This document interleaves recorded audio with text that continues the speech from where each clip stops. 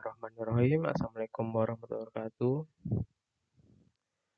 Baik ya, di ini ya mata kuliah ekologi hewan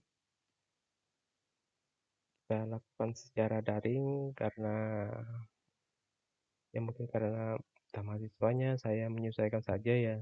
Yang penting ini kuliahnya jalan dan di hari pertama ini kita akan membahas mengenai kontrak kuliah. Tapi kalau dari saya ya, hari pertama kuliah itu saya aktifkan untuk mengisi juga dengan materi pertama. Jadi kita hari pertama itu bukan hanya membahas kontrak kuliah saja. Jadi bisa menghemat waktu sehingga nanti untuk pertemuan-pertemuan berikutnya itu tidak ada yang tertindih itu dengan kontrak kuliah. Jadi semua materi itu saya usahakan itu pasti selesai. Oke, untuk kontrak kuliah ini ada penilaian dan fitur penilaian. Penilaian ini penilaian kompetensi mahasiswa berdasarkan nilai tugas, kuis individu maupun kelompok, UTS, kemudian UAS, dan praktikum. Selain itu, kehadiran mahasiswa di kelas juga akan menentukan hasil akhir dari mahasiswa. Ini kriteria penilaiannya, 16 pertemuan sudah termasuk UTS dan UAS.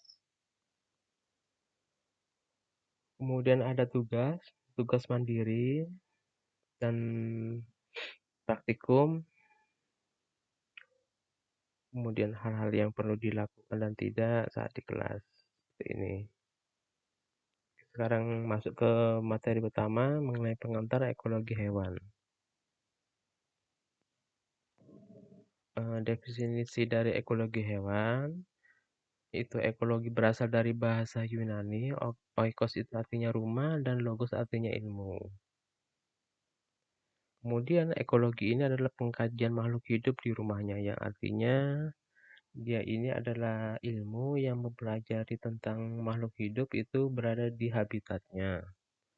Menurut Krebs, ekologi ini merupakan ilmu yang mempelajari interaksi yang menentukan sebaran, distribusi, ataupun penyebar makhluk hidup, dan kelimpahannya ataupun populasinya yang banyak dari organisme tersebut. Dari pengertian tersebut, ekologi hewan adalah suatu cabang biologi yang khusus mempelajari interaksi-interaksi antara hewan dengan lingkungan biotik, lingkungan makhluk hidupnya, lingkungan yang hidup itu, selama makhluk hidupnya entah itu dengan hewan sesamanya, predator, ataupun habitatnya berupa pohon yang masih hidup, dan juga lingkungan abiotik gitu ya. Misalnya tanah, air, dan lainnya yang menentukan sebaran distribusi dan kemelimpahan hewan-hewan tersebut, yang artinya lingkungan biotik dan abiotik ini berpengaruh ini terhadap makhluk hidup itu, terhadap kelangsungannya. Misalnya dia itu dari sumber dayanya itu ada, otomatis kemelimpahannya juga ada banyak. Jika faktor lingkungannya tidak kondusif ataupun tidak menguntungkan, yang otomatis ini jumlah populasi makhluk hidupnya juga akan makin mengerucut.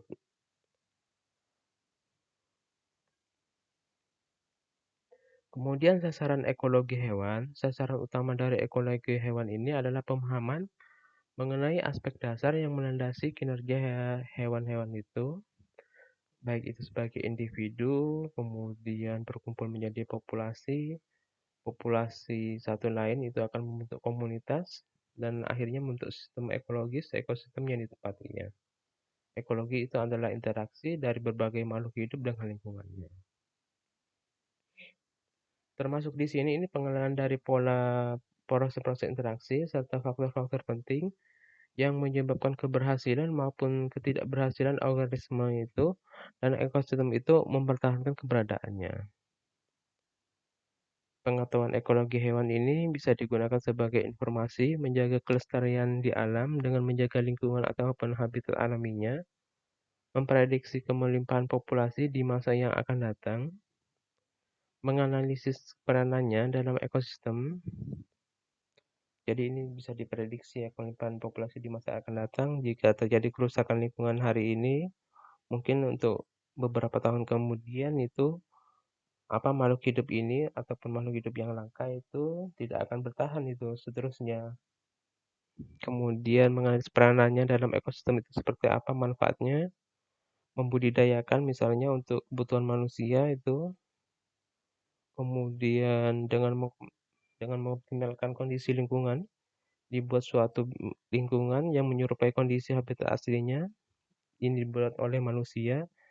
Jadi kalau kita melihat suatu sumber daya hewan, misalnya dia itu ternyata perlu dilindungi dan kita perlu untuk melestarikannya, otomatis kita akan membuat ini suatu habitat yang kondisinya sama dengan habitat sebelumnya itu.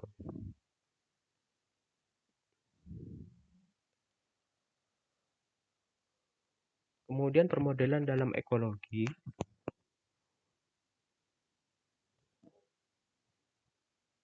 berbagai kondisi alam yang penuh dengan misteri dan itu berubah, sifatnya itu dinamis, maka manusia itu akan dituntut menjelaskan fenomena alam guna memperoleh manfaat bagi kepentingan hidup dan memprediksi fenomena alam untuk menghindari efek buruk bagi kehidupan manusia. Jadi kondisi alam tertentu itu akan manusia itu dituntut ini untuk membaca keadaan alam gitulah. Intinya itu manusia membaca keadaan alam bagaimana caranya supaya alam dan manusia itu saling bersahabat gitu, tidak saling merugikan. Jika kita merugikan lingkungan, otomatis lingkungan juga akan membalas dengan caranya dia itu akan membuat suatu bencana sehingga manusia itu menjadi jerah. Gitu.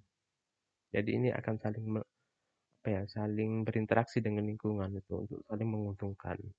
Bagaimana caranya kita untuk bijak mengelola lingkungan dan lingkungan itu tidak menjadi rusak ataupun punah ataupun habis SDA-nya. Hasil studi manusia tentang fenomena alam ini dibuat dalam permodelan ekologi. Dan permodelan ekologi ini didukung oleh hasil penelitian ekologi yang sebelumnya, memberikan informasi kuantitatif, bisa dihitung, yang pengelolaan datanya itu bisa dibantu dengan teknik komputer, ataupun biasanya dengan perhitungan matematika. Model ekologi ini pada dasarnya adalah formulasi ataupun rumus-rumus matematika sebagai bentuk penerjemahan fenomena ekologi yang sebenarnya yang telah disederhanakan karena yang ditampilkan itu berupa proses dan faktor proses kunci yang didapatkan dari hasil penelitian kuantitatif yang sifatnya itu bisa deskriptif, bisa dinarasikan, dan eksperimental ataupun percobaan baik di lapangan dan laboratorium. Kemudian kepentingan ekologi bagi manusia. Manusia, makhluk hidup ini pemakan makhluk hidup lain dari golongan tumbuhan, hewan, dan mikroorganisme. Yang artinya, kalau manusia itu adalah makhluk yang bergantung pada makhluk hidup lain, dia itu harus mengelola dengan bijak. Bagaimana ya sifat-sifatnya yang mungkin serakah ini tidak akan merusak ataupun menghabiskan sumber dayanya. Mungkin bisa dibudidayakan ataupun dikelola ataupun dikultur mungkin dari bagian tertentu sehingga tidak banyak mengambil dari alam. Meningkatnya pemanfaatan sumber daya yang diperlukan manusia, ini akan menyebabkan makin mencuatnya luas lingkungan alami dan makin bertambahnya lingkungan hasil binaan manusia dan lingkungan akibat dampak kegiatan manusia. Misalnya peralihan fungsi lingkungan dari lingkungan yang habitatnya hutan ataupun hutan karena kebutuhan manusia dialihgantikan menjadi tanah budidaya ataupun hunian. Tantangan manusia era ini untuk menjamin keberlanjutan jenisnya, yang pertama adalah menjaga kelestarian ketersediaan dari sumber dayaannya dan memelihara kondisi dan lingkungan hidupnya. Seperti itu. Jadi jelas bahwa semakin banyaknya populasi manusia, dia itu akan menjadi suatu tantangan bagaimana caranya sumber daya itu masih tetap ada dan lestari dan kondisi lingkungan itu masih kondusif untuk ditempati dengan kebutuhan manusia. Kemudian peran ekologi sebagai objek penelitian yang baik mengenai berbagai aspek populasi, komunitas ataupun ekosistem sehingga faktor-faktor dan proses kunci penting ini dapat diketahui dengan tepat menjadi acuan yang lebih baik dalam upaya mencegah terjadinya perubahan yang merugikan kondisi lingkungan hidup dan menjaga kesinambungan ketersediaan sumber daya agar pemanfaatannya itu bisa tetap digunakan secara berkelanjutan. Kemudian perkembangan bidang ekologi, ekologi mulanya itu berkembang dari ilmu sejarah alami yang sifatnya itu hanya deskriptif, naratif itu, dan bukan non kuantitatif, tanpa perhitungan yang mengandalkan pendekatan berupa pengamatan secara cermat dan rinci pada lingkungan. Jalan dengan perkembangan teknologi, dengan peralatan dan metode baru, ilmu ekologi ini menjadi ilmu yang sifatnya eksperimental dan juga membutuhkan perhitungan kuantitatif yang didukung oleh kontribusi matematik, membuat model ekologi ini lebih akurat dan penerapan ekologi yang tepat guna mengelola pemanfaatan sumber daya dan memelihara kondisi lingkungan hidup. Materi pokok ekologi ini beraneka ragam berupa tumbuhan, hewan, mikroorganisme, dan lingkungan, membuat ekologi ini menjadi ilmu yang sudah tidak menyeluruh semuanya dan akhirnya bercabang menjadi cabang-cabang dari ilmu ekologi. Jadi, ekologi itu awalnya hanya satu ilmu saja, karena banyak kajian yang dipelajari itu, baik itu tumbuhan, hewan, mikroorganisme, dan lainnya, maka akan terpecah itu menjadi beberapa subbagian dari ilmu ekologi.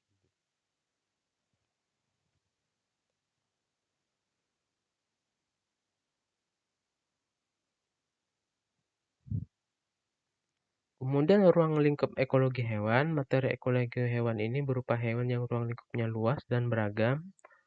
Menurut peneliti ini mencakup hal ehwal berikut ini. Yang pertama, masalah distribusi dan kemelimpahan populasi hewan lokal dan regional, mulai tingkat dari relung ekologi. Relung ekologi itu peran makhluk hidup di habitatnya itu bisa perannya entah itu sebagai herbivora, karnivora, dan lainnya. Kemudian ada mikrohabitat, habitat yang kecil ditempati oleh makhluk hidup. Kemudian juga ada habitat, komunitas, sampai biografi ataupun penyebaran hewan di muka bumi.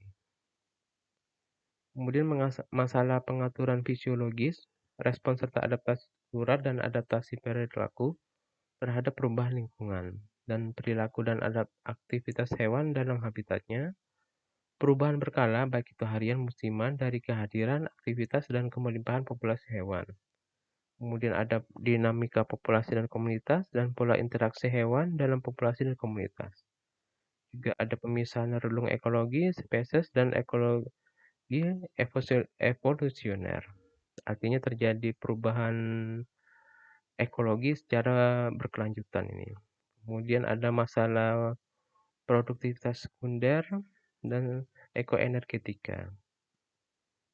Kemarin itu mungkin sudah belajar ya, kalau di ekologi tumbuhan ada produktivitas primer dan sekunder. Yang primer itu terjadinya fotosintesis untuk dimanfaatkan oleh makhluk hidup, tapi masih ada energi kotor dan energi bersih, sedangkan sekunder biasanya ini sudah terjadi ini rantai makanan itu. Jadi hanya proses pemanfaatan energi untuk pertumbuhan dan perkembangan. Kemudian juga ada ekologi sistem dan pemodelan. Kemudian kaitan ekologi hewan dengan cakupan biologi yang lain. Ekologi hewan ini merupakan taksonomi, artinya suatu ilmu untuk ini ya, semacam identifikasi lah ini untuk mengidentifikasi makhluk hidup itu, sehingga beraneka spesies pembangun komunitas itu bisa diketahui. Kemudian ekologi hewan ini juga memerlukan ilmu fisiologi, mempelajari ini fungsi-fungsi dari tubuh makhluk hidup. Kemudian juga genetika, bisa dari ini ya, genetika mungkin dari pemuliaannya itu bagaimana caranya untuk melestarikan. Kemudian juga dari evolusi dari leluhurnya untuk mempelajari aspek hewan dari ketiga ilmu tersebut. Artinya ketiga ilmu ini diperlukan dalam ilmu ekologi hewan.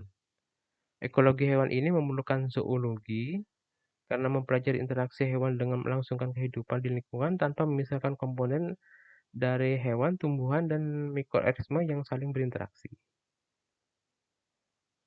Kemudian sifat dan pendekatan dalam ekologi hewan. Pendekatan dalam ekologi hewan ini bisa dilakukan secara laboratorium, lapangan, dan matematika.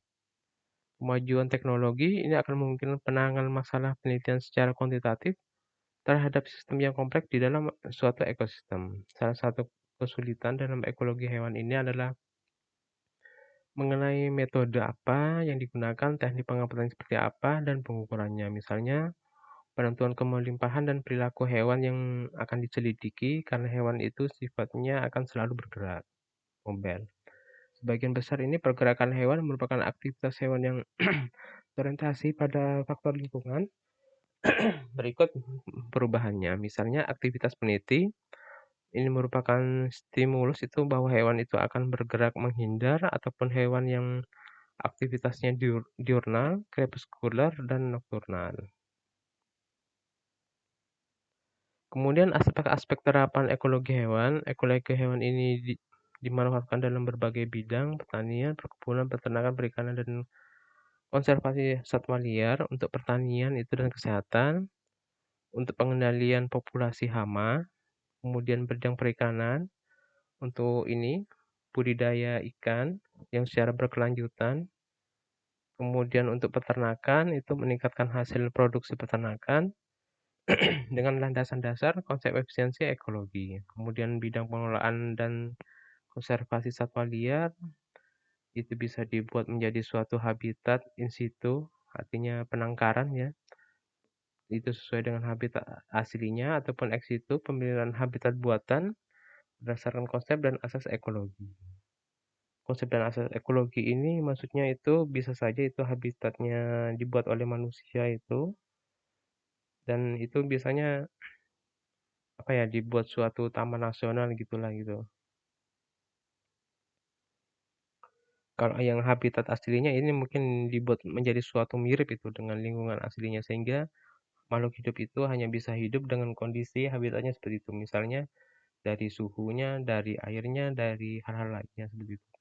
Sedangkan yang X itu ini habitat buatan bisa saja itu dari habitat sebelumnya, tapi dia itu lebih mudah beradaptasi gitu. Sedangkan untuk yang habitat aslinya biasanya ini dengan hewan-hewan langka yang dia itu sekiranya bisa hidup hanya sesuai dengan habitat aslinya. Oke, ini ya materi pertama yang bisa saya sampaikan. Bisa kalau misalnya ada hal-hal yang kurang jelas bisa ditanyakan di Google Classroom. Nanti saya bagikan linknya. Terima kasih sudah memperhatikan video pembelajaran saya. Semoga bermanfaat. Saya akhiri dan kita bertemu minggu depan lagi ya. Semoga secara luring. Kita akhiri. Terima kasih. Assalamualaikum warahmatullahi wabarakatuh.